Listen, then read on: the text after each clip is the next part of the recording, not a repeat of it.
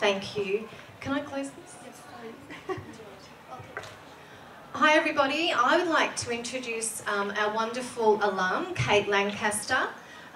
Kate is from the class of 1994, is that right? That's right. And Kate has come all the way from Traralgon. She works for Blue Float Energy and you're the engagement and stakeholder manager. So Kate's also brought along her daughter and her mum to be with us today, so we're really pleased about that. So I'll pass over to you, Kate.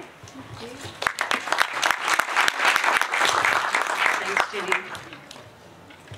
Before I begin, I would just like to acknowledge the traditional owners of the lands where we gather today, the Boonwurrung people, and acknowledge their elders past and present, and extend that respect to any Aboriginal people here today. I'm so happy to be here today. This means so much to me. I wanted to share something that happened to me a couple of weeks ago.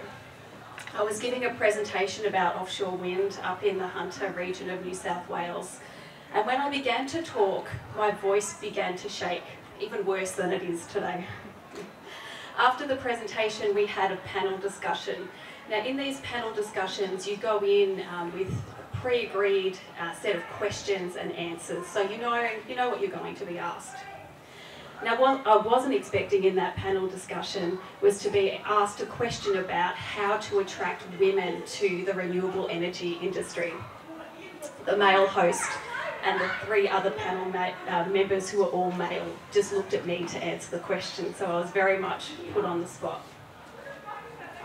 What I spoke about was my personal experience working in power stations, and how when I worked in the power station and the mine, I was in the less than 5% female representation on site, and some of the challenges that brought with it.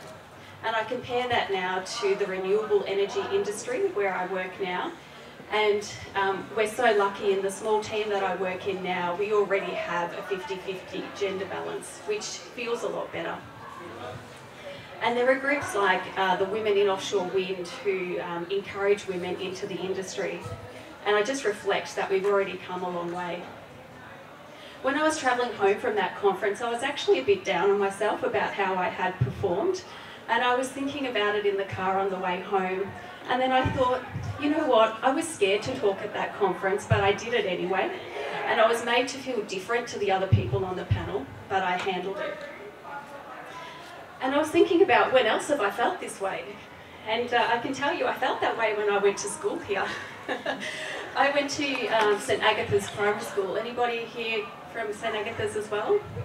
No, it was a very tiny primary school back then. So to go from St Agatha's to Cranbourne High seemed like a really big leap. This was a big school and it seemed really scary at the time. And they used to say, if you go to Cranbourne High, they'll bash you up and they'll flush your head down the toilet. Now, I never did see anybody get their head flushed down the toilet. And I was also scared when I joined the female football team. Now, this was long before AFLW and long before it was cool to play football. I don't even know, do we have the Cranbourne Crushers anymore, or no? Well, I can tell you women's football was pretty scary back then, but it also taught me the importance of teamwork. So my point is that this school taught me a lot of things. It taught me that if you're scared, do it anyway. And you might feel like you're different or that you don't belong, but you can handle it. And the truth is, we've all felt that way at some point. The school taught me how to be resilient and how to be strong and to not take shit from anybody. Sorry, Miss Owen. And there's even a Facebook group that's called Don't Mess With Me, I Went to Cranny High. And I think about that a lot.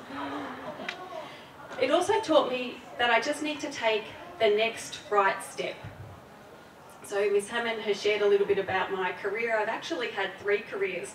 One in journalism and as a TV reporter for 5 years, another in politics, and then communications and engagement, now working in the energy industry.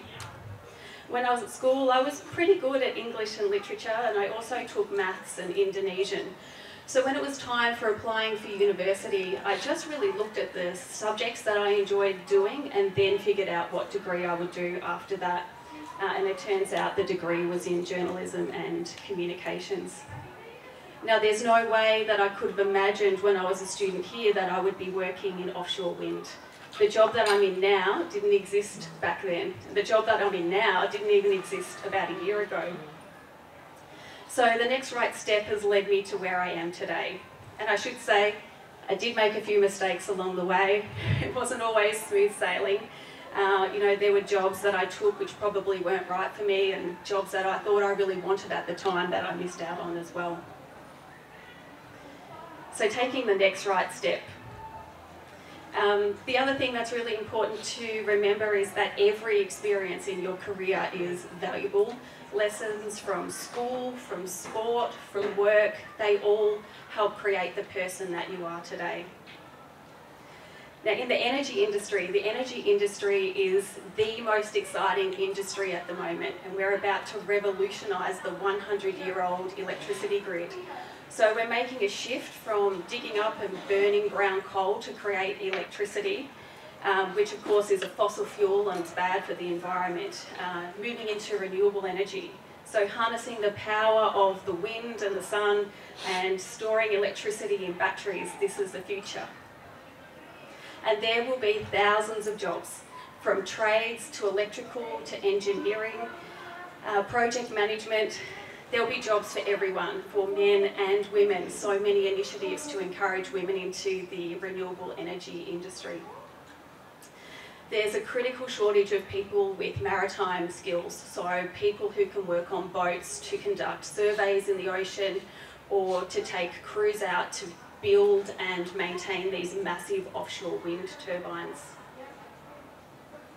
Before I wind up today, I just wanted to take one moment while I've got the chance to just acknowledge two teachers who, they're no longer at the school, but they really believed in me when I was here. So one is Miss Sharon Gould, who I think later became Miss Sharon Bourne, and Miss Jocelyn O'Shea. She taught me English literature.